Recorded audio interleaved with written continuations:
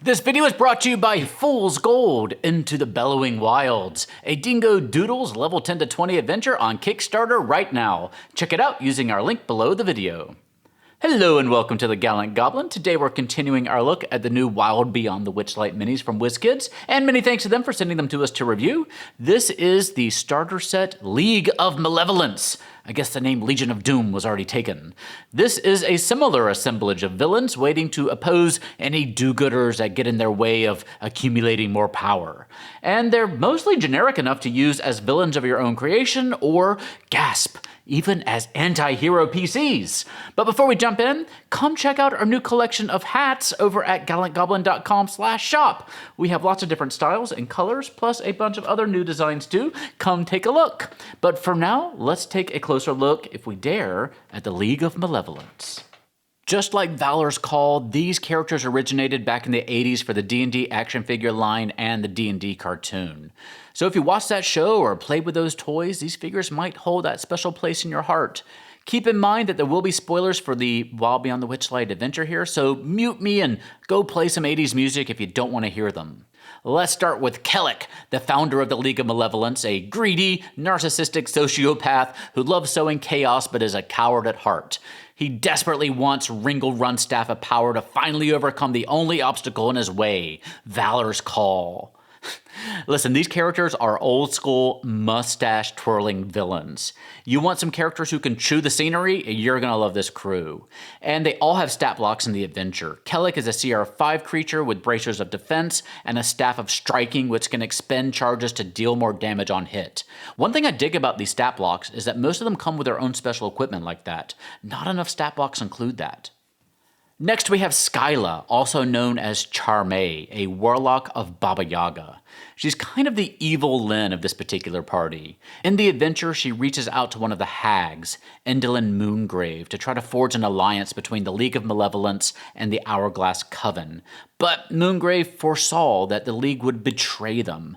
Shocking, I know. So Skyla decides to jump ship and join up with the Coven.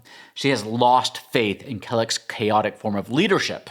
She's only a CR2 creature though. She comes with an Eldritch Staff and is quite effective in subterfuge and making a quick escape if it comes to it, because she's not all that big of a threat in a battle.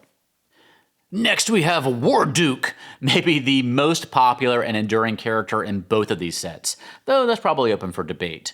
Warduke, who would not last long on Project Runway in my opinion, is a remorseless mercenary assassin. He's not a strategist, so he likes to align himself with folks like Kellic, who can do the plotting while he just does the killing. And he never removes his dread helm, so there's no telling what horrors await under there, but you can probably be sure it smells pretty bad. And when I say that this guy is popular, I mean it. He has his own Funko Pop and his own upcoming new 7-inch action figure from WizKids. In this adventure, though, he has a CR5 stat block with a Flame Tongue longsword and that dread helm of his, which magically makes his eyes glow red. He has a high AC from his armor and can regain HP from his second wind ability, so he's going to be pretty tough to take down. Next we have Zargash, the Orcus-worshipping necromancer who hopes to turn into a vampire one day. You're not going to find too many living worshippers of Orcus, but Zargash is a special breed, about as twisted as they come. His hobbies include slaying the living, animating the dead, and writing Squid Games fanfic. His snake staff sadly isn't a magical item, but he does come with a bat-shaped amulet that serves as a ring of featherfall. He has a CR3 stat block. Quite a lot of magic users in this particular baddie association, huh? Finally, we have Xeric, not Richard Hatch's character from Battlestar Galactica, sadly, but a half-dwarf, half-orc assassin. First of all, a half-dwarf, half-orc. Yes, this is what I want. D&D needs to take some ideas from Pathfinder 2nd Edition and let us create characters like this with rules and structure.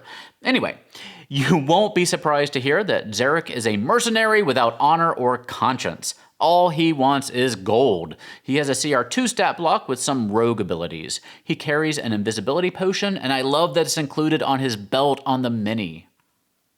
Honestly, these sets are great. You've got that nostalgia feeling that's wonderful, and you can drop these baddies into any adventure you're running. How many times has your party had to contend with an evil adventuring party?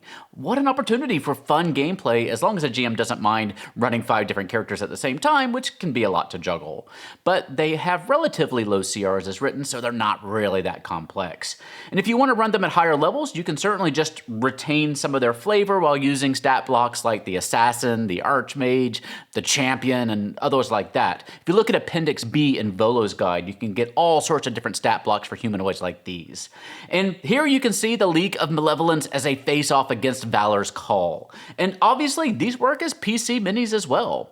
Overall, I really like the minis individually, and I love that it's an antagonistic adventuring party to throw at your group. It just seems like a great opportunity for some really fun role-playing. You know you're gonna see these folks in my upcoming playthrough of Wild Beyond the Witchlight here on the channel on Wednesday nights. Though, don't be surprised, hey Tilly, don't be surprised, don't be surprised if we do change up how they appear in the adventure. We're gonna be telling the story in our own way. I can't wait for you to see it. This set will most likely hit store shelves in November. They have an MSRP of $29.99, but you might find them a little bit cheaper if you shop around. You can see our review of Valor's Call by clicking that little eye in the corner of your screen up there.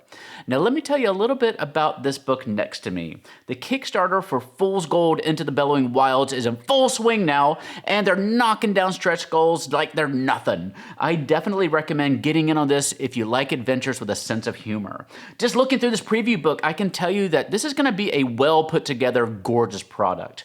The adventure takes place in a world called Ambria, with new cultures, new gods and overgods, and new types of magic. There's all sorts of new lands to explore and deep lore to uncover. And definitely check out the minis they have on offer. If you've seen our reviews of the other Hit Point Press minis, like the ones for Humblewood, you know that they can make some beautiful, high-detailed minis. Use our link below the video to check out the Kickstarter, and if you decide to back, do us a favor and let them know that you heard about them from the Gallant Goblin.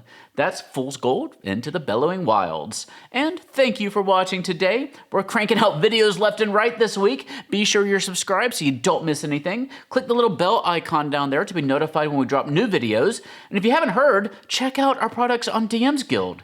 We have my gold best-selling Illithid-themed adventure, I Am Your World, Grady's Theros-themed magic item supplement, The Grey Merchant of Asphodel. That's a platinum bestseller. The level 20 adventure Kill Ball Volume 1, and our 2 Fight Your Minis books, The Snowy Owlbear and The Tomb Tapper, with more to come. Check them out at the link below the video. You can also find us on Twitter, Facebook, and Instagram. For now, stay safe, have fun, love each other, and I'll see you next time at the Gallant Goblin.